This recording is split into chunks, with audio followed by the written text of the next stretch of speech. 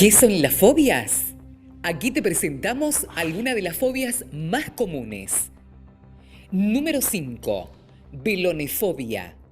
Este es el miedo incontrolable hacia las agujas, alfileres, navajas, cuchillos o jeringas. La persona que la padece llega a sudar y hasta desmayarse. Número 4. Nictofobia. Fobia que se presenta en la noche o en lugares oscuros. No es el riesgo de la oscuridad en sí, sino nuestra imaginación de los riesgos que imaginamos que podrían estar ocultos. Número 3. Necrofobia. Es el miedo a la muerte o a las cosas muertas.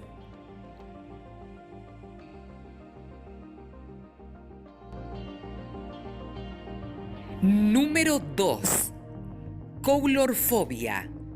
Es el miedo irracional a los payasos. Afecta en gran mayoría a los niños.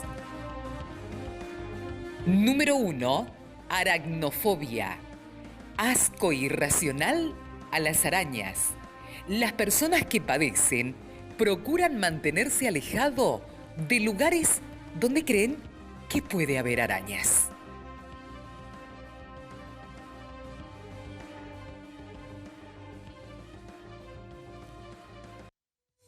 Qué tema, trajo para hoy el doctor Ernesto Yoldi. ¿Cómo está, doctorazo? Muy bien, muy placer. contento. Ahí la vemos a Miriam siempre. ya, Sí. que estás con nosotros, Miriam ya en pantalla.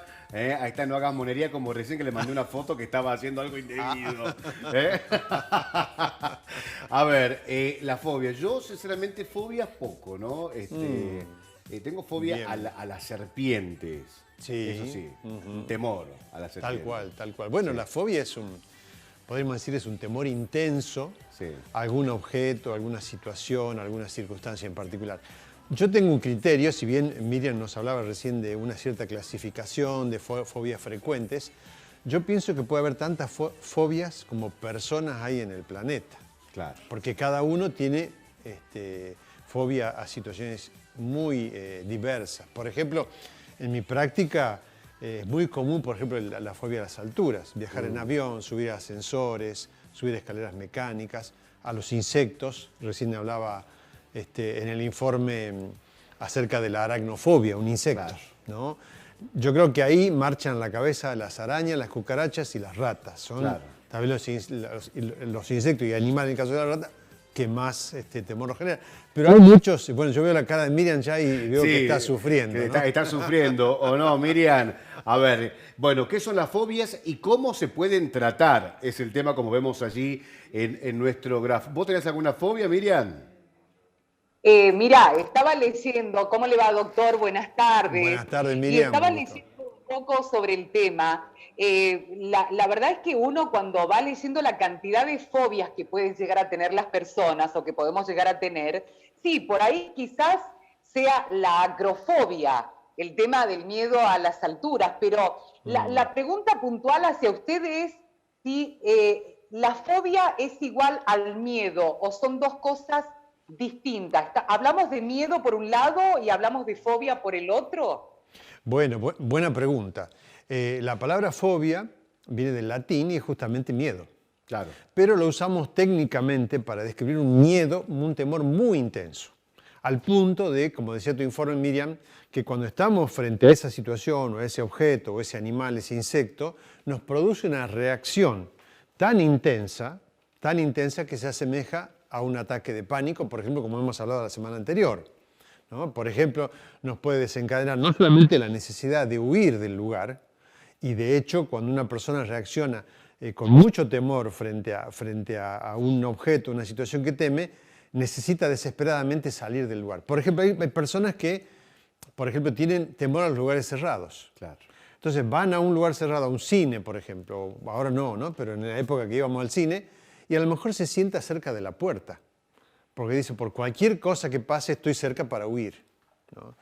La persona que a lo mejor tiene fobia a los ascensores, en vez de ir por los ascensores, va caminando por la escalera. Por la escalera. Entonces, produce una serie de reacciones. Encontrarse, por ejemplo, con una araña inesperadamente puede desencadenar una crisis de ansiedad muy intensa, como por ejemplo taquicardia, sudoración, mareos, una serie de síntomas que se asemejan, diríamos, muchísimo, como hemos descrito, a las crisis de pánico, ¿no? Claro. Entonces, no es simplemente un temor. Yo puedo tener temor a la serpiente, como usando el ejemplo que vos comentabas recién, Marcelo, pero no me produce una crisis de pánico. Me guardo una distancia prudencial, no me acerco y punto. Claro. Ahora, otra cosa es cuando yo veo una serpiente y me desmayo, Claro. me descompongo. O sea, O te orinás, Sí. o alguna crisis, sí. porque alguna crisis he visto- muy severa, exacto. He claro, visto, claro. me pasó cuando era chico, en un serpentario también, Sí. en Córdoba. Hay un lugar en Peco, ¿se acuerda? Hay un serpentario Sí, allí. Peco, sí. Bueno, de gente que salía corriendo a los gritos, que se orinaban los chicos. Sí, sí, bueno, tal cual. bueno, entonces yo directamente yo esperé afuera y veía Claro. cómo se ve la Cómo gente la gente huyendo. salía, No, es claro. tremendo, ¿no? El temor. Sí, ¿Cómo sí, se sí. trata esto, doctor? Bueno, es muy interesante. Yo creo que básicamente los médicos tratamos, los psiquiatras tratamos de dos maneras, ¿no? Por un lado se trata farmacológicamente. ¿Por qué? Ajá. Porque a veces la sintomatología que produce es tan intensa que llega a ser perjudicial y a alterar la calidad de vida de la persona. Claro. Por ejemplo, hay personas que entran en crisis de pánico, que no pueden salir, que no pueden ir a ciertos lugares, porque obviamente al tener miedo a esos lugares, nuestro cerebro reacciona instintivamente a ese lugar y cuando nos acercamos, por ejemplo, si yo tengo miedo a los ascensores, cada vez que me acerque a un ascensor, mi cerebro me va a avisar, me va a generar una reacción como de alarma. ¿Cómo es esa reacción de alarma? Justamente a través de un estado de ansiedad. ¿Qué es lo que mi cerebro me está diciendo? Ernesto, andate de ese lugar porque es peligroso. Claro. ¿No? En la lógica no es peligroso, porque ¿qué me puede hacer un ascensor a mí? Pero mi cerebro ya ha guardado la información previa y por lo tanto me produce esa reacción de ansiedad cuando me estoy acercando a lo que nosotros llamamos al objeto fóbico, ¿no? O cuando me acerco a una araña, cuando me acerco a una serpiente, cuando me acerco al ascensor, al avión o a aquella situación que me produce la fobia. Miriam. Doctor, con respecto al tema de esto, ¿no? De cuál sería la causa o de dónde surge, ¿tienen que ver más que todo por algún tipo de trauma que puede haber surgido en algún momento de la persona? ¿O haber vivido algún trauma en su niñez o en algún momento de la vida? Sí, tiene que ver, es una de las causas, los traumas, porque podríamos decir así, tal vez para que se entienda el mecanismo fisiopatológico, que es como que nuestro cerebro queda sensibilizado. Por ejemplo, si de niño hemos tenido una situación muy traumática, de mucho temor, de mucha inseguridad, es como que nuestro cerebro se acostumbra, por decir así, de alguna manera, a reaccionar de esa manera ante una situación que nos da temor. ¿Por qué? Por un fenómeno simplemente de nuestra memoria. Ustedes saben que el cerebro es la mejor computadora que existe, Claro. y graba absolutamente todo lo Todo. que vemos, todo lo que vivimos, por más que no seamos conscientes de ello. Por eso hay personas que se acercan a un lugar y dicen, me siento mal en este lugar. ¿Por qué? Porque nuestro cerebro está captando cosas de las cuales no somos conscientes a través de la vista o a través de todos los sentidos, que de alguna manera se ligan con esa memoria anterior. Y entonces nuestro cerebro emite esa señal de alarma, nos produce ansiedad. ¿Para qué? Para que nos retiremos de ese lugar. Tal vez yo no soy consciente de eso, pero me siento mal en ese lugar, ¿no? Claro. Entonces como un Bien. mecanismo... Y Y con los respecto- traumas tienen mucho que ver. Con respecto a eso, doctor, porque hay muchas personas que a uno explicándole que tiene fobia a cierta cosa, son de hacer ese tipo de bromas, como por ejemplo tirarte un animal, un sapo, por darte un ejemplo. Sí. ¿Cómo se hace? ¿Uno tiene que enfrentar esa situación? Sí. ¿Se hace así o se tiene que tratar de evitar esto hacia la persona que tiene fobia? Bien, bueno, yo diría que esa es una terapia muy descarnada, ¿no? Eso de acercarle el objeto que uno tiene miedo es muy descarnado y se lo hace como broma, pero en la realidad nuestras terapias de la psicoterapia cognitivo-conductual se basa básicamente en lo que le llamamos técnicas de exposición. Claro. O sea, le ayudamos a la persona a que paulatinamente se exponga a la situación temida.